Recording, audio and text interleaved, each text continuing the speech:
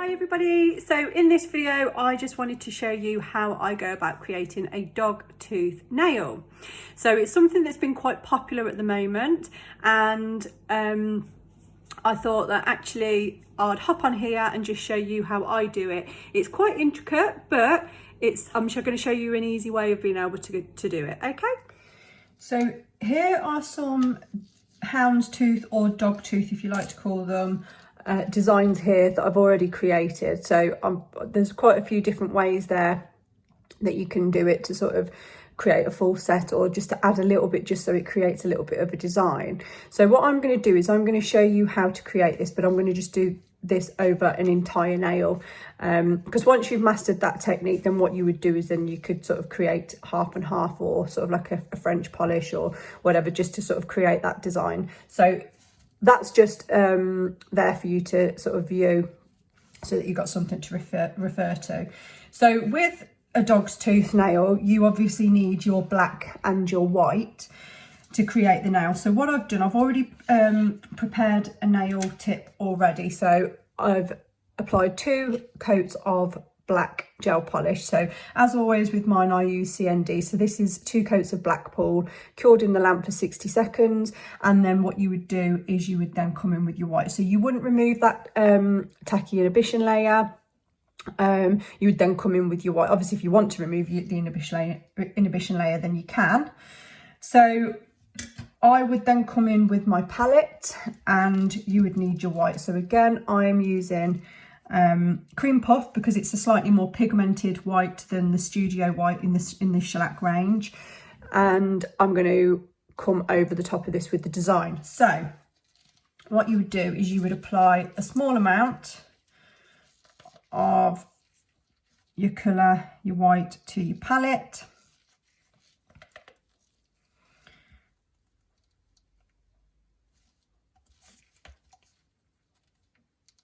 Okay, you may need to come back in and add some more later, but I tend to work like this because the polish can sort of go thick and set if you don't work with it quickly. So I'm actually using my Brillbird long detailer brush. So you'll see there it's slightly longer than some of my other sort of shorter detailers. And then what you would do is you would create a checkered pattern. So I'm just going to coat this brush, and then you will come in and create your checkered pattern. So I'm going to, starting from the top,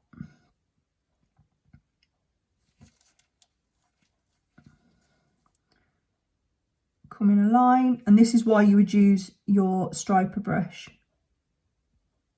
because it allows you to create. Just going to move that here.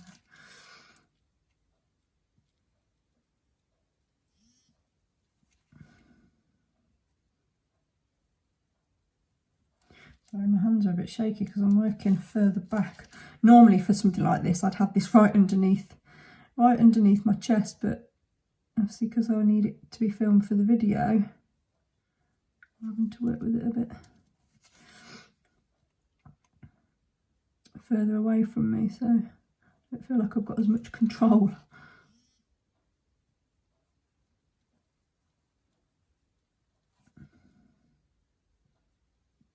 So create your lines so that they're nice and even, nice and straight. And then what you would do is you would then fill all of this in between your 2 lines.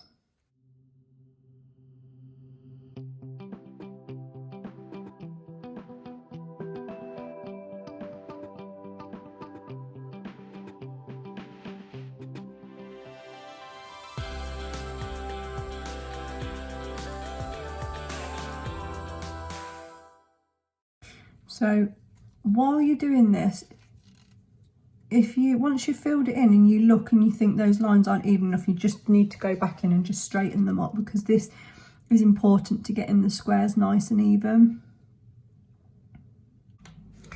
So you obviously want to make sure that you've left enough gap for a decent square, but you're not sort of too far over, because you want these squares to sort of be quite nice and even. Obviously on these ones here, I've only been able to fit sort of 2 in, but because we're completing the whole nail, I think we should be able to get a couple in.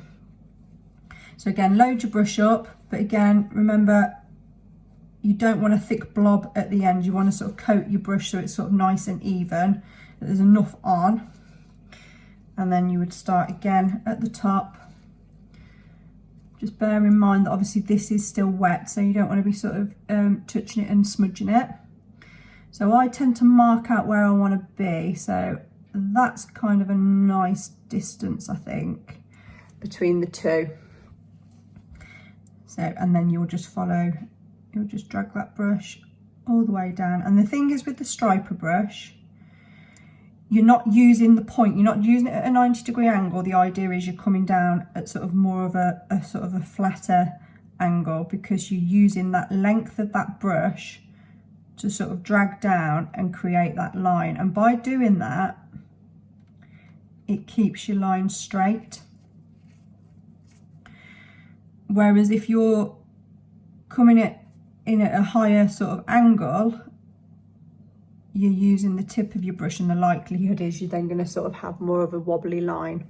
So obviously not completely flat, because if you come completely flat, then what happens is the brushes sort of flatten and then you get like a wider line. Obviously it doesn't matter so much with this, because we obviously want to fill that line in, but because you want your edges sort of nice and crisp and even, you kind of want to be coming down, I'd probably say maybe a 45-degree angle,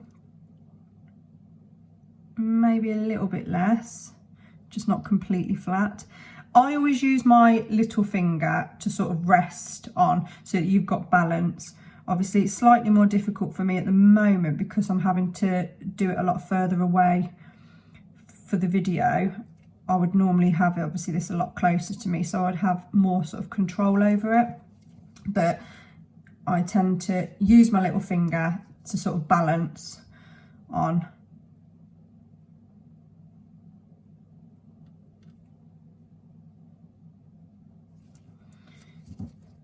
So again, if you think that line's not completely straight, you go back in.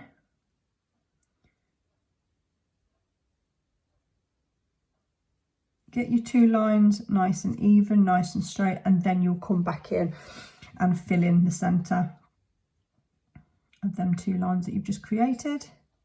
And then it kind of creates, well, at this stage it looks like a humbug, I think.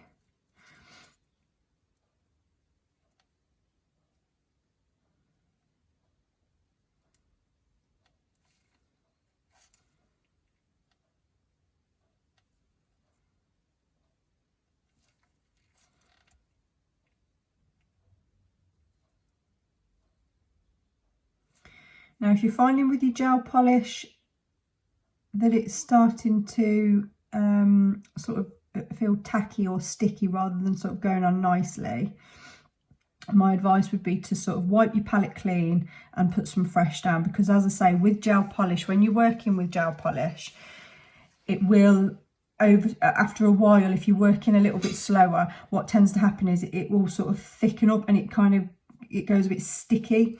This actually isn't too bad at the moment. It'll be fine, I think, while I just work this last line. But then after that, I'm probably going to need to wipe that clean and put some fresh, because otherwise when you start to draw it over, it can compromise the design a little bit. So obviously if I just left it at that, I think that the squares would be this one would be slightly thicker than these ones. So if you've got to imagine, obviously, the thickness of that one, the thickness of that one, this one's slightly thicker. So what I am going to do, just to make the design complete, you're not going to get much of it on, but you're probably going to just fit that edge in there. You see? And that will just need to be filled in there, because you want it to all be even. Okay, so I'm quite happy with that. You've got an even distance between them all, and as I say, at this moment in time it looks like a humbug. So you would then go and pop that into the lamp to cure for your 60 seconds. So that's cured, and now what you're going to do is you're going to come across horizontally now with your stripes. So whether you want to start at the top or whether you want to start at the bottom. What I'm going to do here, because this tip is slightly uneven, I am going to start at the bottom. So I'm going to fill this section in here white. So we're coming across this way. So again, keep your brush flatter. And then fill that in.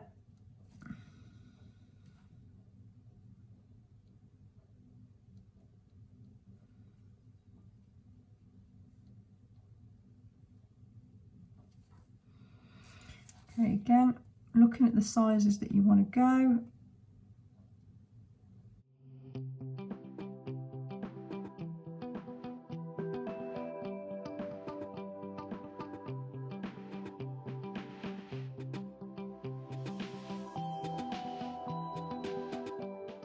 And basically work your way all the way up.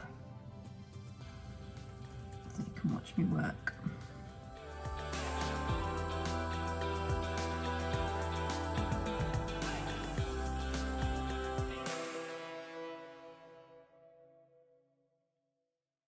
So my polish is now starting to get quite thick.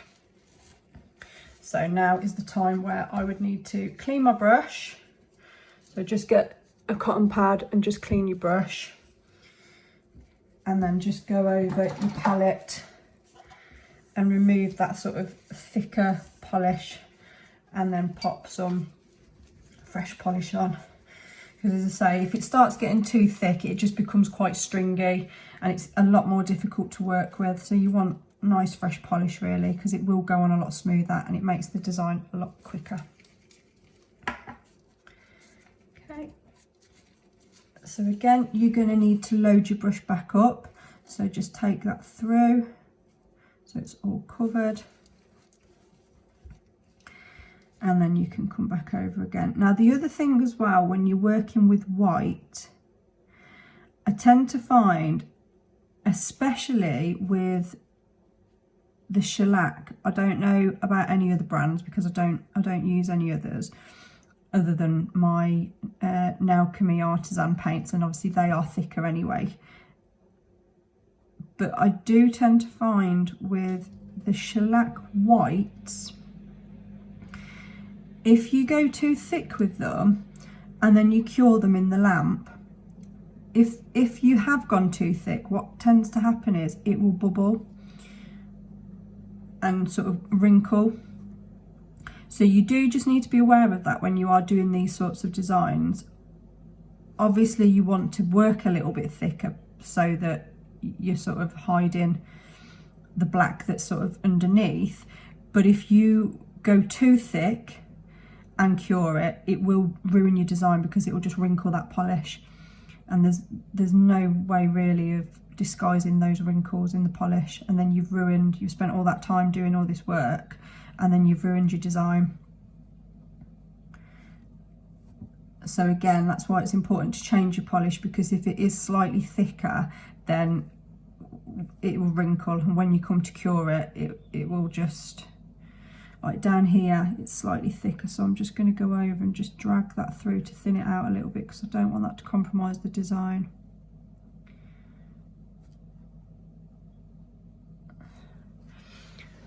Okay, and then you're working your way up to your next one. So as I say, it is a process.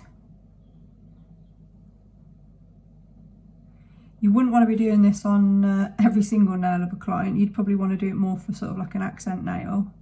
Or, as I say, on these ones, I've just done part of it to, again, add a little bit of depth to the design. Although, having said that, most of your clients' nails aren't going to be this sort of length anyway. This tip is quite a long tip.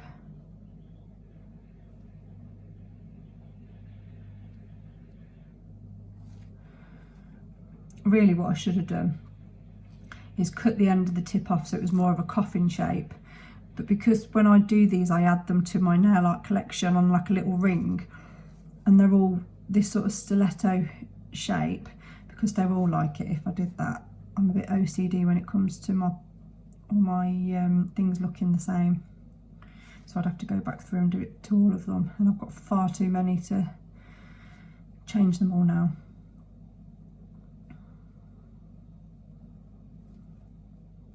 I tend to work on a stiletto tip because I think you can get more of the design on.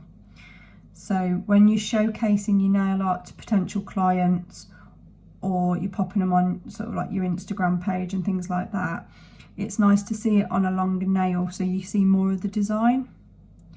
I know obviously you wouldn't, most clients, and certainly my ladies, I think I've probably had the odd one that's sort of gone long like this, but you know, most people are working and, you know, can't, or have got children and things, so they can't have them too long, otherwise you can't actually function. Okay, so the final one, so you might look and think actually you can't really, there's nothing to do up there, but if you don't finish that, then that design is going to look uneven, so you're not going to fit a whole square arm. But again, you've got to look at the distance between these ones. They're all quite even. That is a lot longer. So what you need to do is look, okay, that makes it even. And then just taper it across the sides. So you're only literally touching the very, very corner of that one. But if you don't do it, if you just leave it, then it is going to alter the look of your design. It might look a bit odd.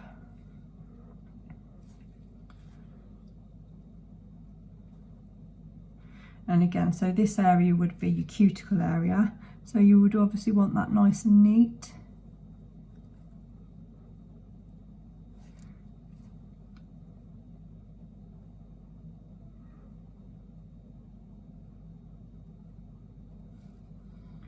So again, go through, check all your lines, make sure you're happy.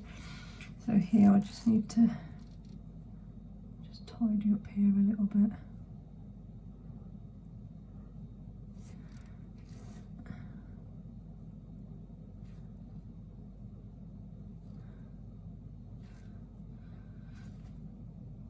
Okay, and that's your finished design. So it's now like a checkered board. Okay, and you pop that into cure again for your 60 seconds. So that's fully cured now. So what I'm going to do, I'm going to come in with my black. So I'm actually going to be using my Nail Chemie Artisan Black Gel Paint rather than the shellac, because as I mentioned earlier, it's a slightly thicker consistency and it is an art gel. So you can be more precise with it. Whereas again, the shellac, they are slightly thinner in consistency and can, not flood, but with this being thicker and it's going to be fine lines we're working with, you want to be creating nice thin lines. So again, I have my Brilbird short brush or my zero brush. So I'm just going to show you quickly the difference between the two, if you can catch it on that video. So they're both my detailer brushes. One is, so the zero short brush, this one here is obviously a lot thinner, so it is more accurate at getting those really, really fine detailed lines. And for this design, I do want a really fine detailed design, so that's the one that I'm going to be working with today. You'll sort of have your own gel brushes that you find you tend to have a preference to.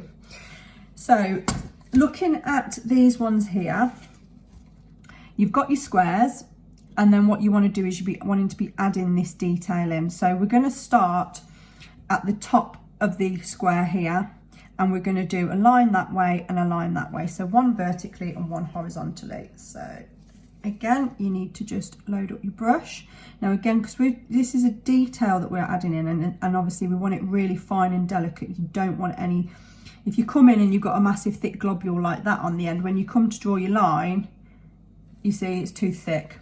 So what you want to be doing is obviously coating your brush, making sure that it's even all over.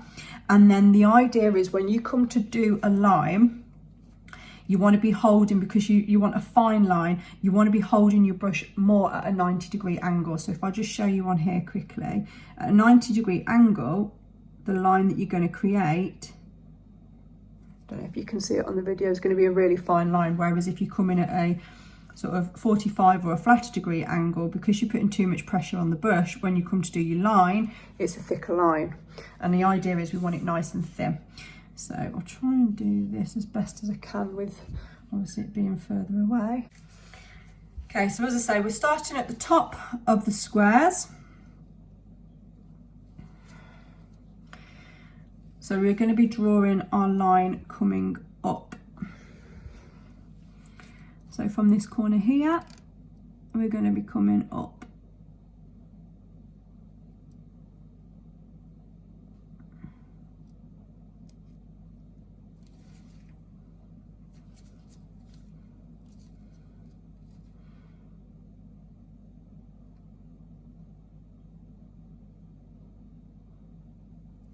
And then we're going to be coming across this way. Now again, when you do your lines, it's important that where you start, so if you're starting from here and you're working your way across, your thinnest part of your line is going to be where you finish. So I want my line to come across this way, so I wouldn't start it from here, because if I start it from there, it's going to start thicker and then it's going to taper thinner. So I obviously want it to be thicker there, well, obviously not thicker, but where you've already got your black, and then come across so it tapers across thinner. I hope that makes sense. So obviously in this circumstance, I can turn this around, this tip. Obviously if it was a client, you wouldn't be able to get them to turn their whole hand around, so you just need to be aware that you're obviously going to have to look at the positions that you're working in.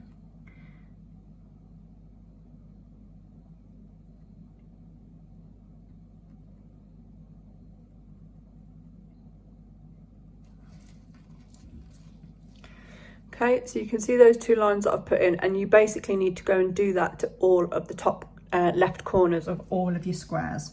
So again, this will take time, so I'm just going to let you watch me work.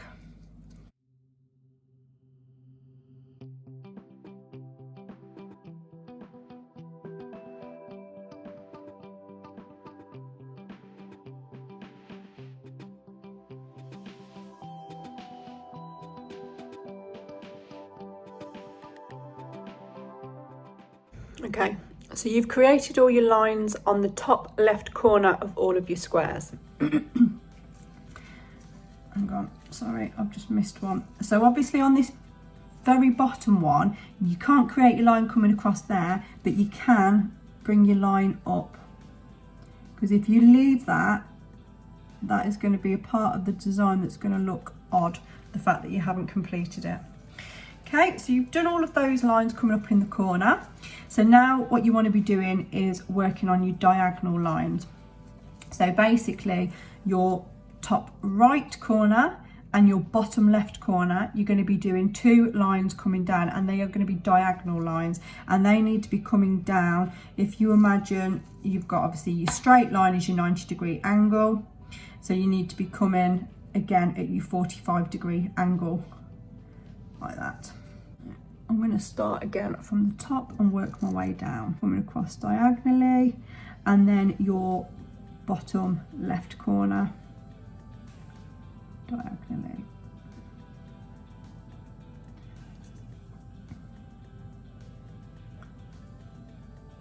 So a bit like when you read a book, really, you would start obviously at the top and work your way down. I mean, obviously when you read a book, you start at the left-hand side and work your way across to the right. I'm working this way just because I don't want to be working over myself, because then I'm more likely to smudge what I've just done. So if I work away from myself and then work back towards myself.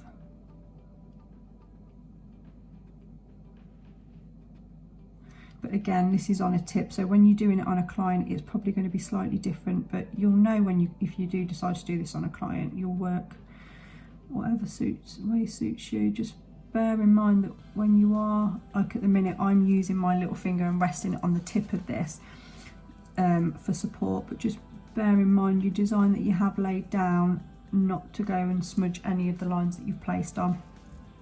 Otherwise you've done all that work and then you've ruined it.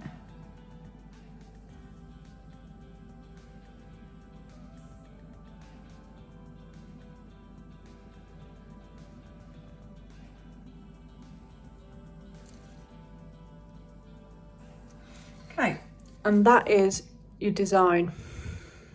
It's really, really simple, really, really easy and effective. It's just very, very intricate. So you do need to make sure that when you are doing it, you really are practicing and getting those lines really nice and fine and even, so they're not wobbly, they're nice and straight. So I'm going to pop that into the lamp to cure. And again, you would need to do that for 60 seconds. So again, I'm just going to go over briefly then, as I was saying to you. I'm going to use a slightly thicker brush though, just so that you can see it a bit better. So if I go in with this brush here. So as I was saying to you, if you load up your brush, the best thing when you come to do the dog tooth, if you're not 100% confident about getting your line work really nice and neat, would be to get some gel paint like this, and even on your palette will be fine. Or if you want to practice on a tip, load your brush up, as I say, coat all of those bristles of your brush, and then obviously drag that through. I tend to twizzle as a drag. You'll find obviously what works best for you. And then practice your line work. So obviously practice doing your lines. So if you want to do them sort of flatter and get them nice and straight, practice doing your line work. So there's one line. So you can see it's a nice straight line, it's not wobbly. And then if you want to practice your sort of more delicate line, again, you come in at a 90-degree angle with your brush, and then you're drawing, and again, use your little fingers for support because it will help balance you. So when you come to draw your lines, they're nice and straight. So using your little finger, and then you're creating your line.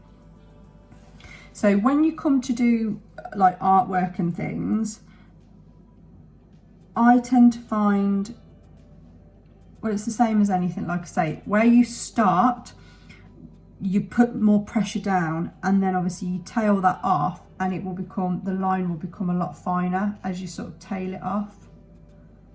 Because you pressure, you sort of release that pressure a little bit as you, because obviously when you first put it down, you want the line to go, and then you draw across, so you're releasing the pressure as you come across. So when it comes to things, like say if you're doing vine leaves, for example, and I might do another video on this sort of thing, but what you would do is you would obviously put your brush down, and then if you press that brush down and then lift your brush up, you'll see what happens.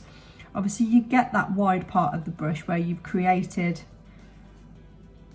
you press down, you've created that sort of circle almost, and then you're lifting your brush up and you're tailing it, and then you create that point.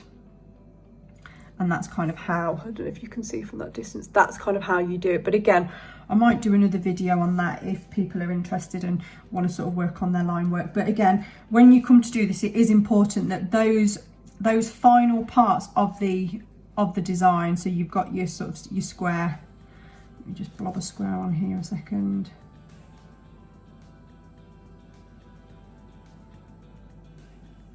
You've got your square, and you're coming from a 90-degree angle, and you're using your little finger to rest, and you're drawing your line up, nice straight line, and then you're drawing your line across that way, again, nice straight line, and then you're coming from your top corner here, and your bottom corner here. So you'll see your lines should be nice and thin and even and straight and not wobbly. So just practice on that, and you'll obviously the more you practice, the better you'll get. So that's the completed design. Now, what I would do on a client, because as I say, because you've done your one layer of your white coming down vertically, and then your layers of your white going across horizontally, if you were to put a top coat on and run your finger over, you might find that there is a slight ridge in that. And as I say, people don't always tend to like having uneven sort of surfaces once they've had the nails done. So what you would do, you would come in with a base coat and just go over that, and it will fill in. And it's the same when you do any sort of design painting that it's sort of ridged or thick. If you come in with your base coat and then cure it for 10 seconds as you would a normal base coat, then it will sort of fill in those dents, if you like, the same as if you were to put a base coat on your natural nails. It will help to sort of fill in those sort of bumps. So obviously I've got, I mean, this is the only base coat that I've got, the base wear extender one. I don't tend to use the other one anymore. So you would come in over the top of your design.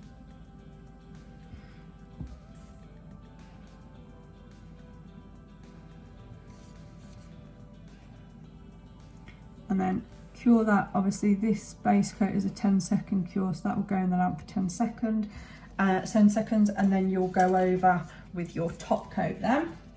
So if you're doing it applying, depending on what system you use, again with shellac there are 3 different sort of main top coats: your Express 5, your Original, and your Duraforce. So obviously they vary in sort of thickness. So it would depend on what you wanted to sort of go over with. So I'm just going to come in with just a, to be honest, this is a top coat that I use just for my nail designs. I don't use my shellac ones for my nail designs. So it's a waste of product and they're not cheap. So just top coating that and pop that into the lamp for 60 seconds. So there you are, guys. I hope you enjoyed that video, and if there is anything that you would like to see, any nail art demonstrations or anything you'd like to know, do please drop it in the comments below and I will get back to you, and I will look at doing some other demos for you. I'll have a look around and see what's the most popular and the ones that people are sort of wanting to know how you go about doing those more so, and I'll get those ones uploaded for you. As always, if you do, tick the like and subscribe button, and if you do want to see any of my future videos, do click on the notification bell and it will notify you when I do post. All right guys, thanks for watching. Bye.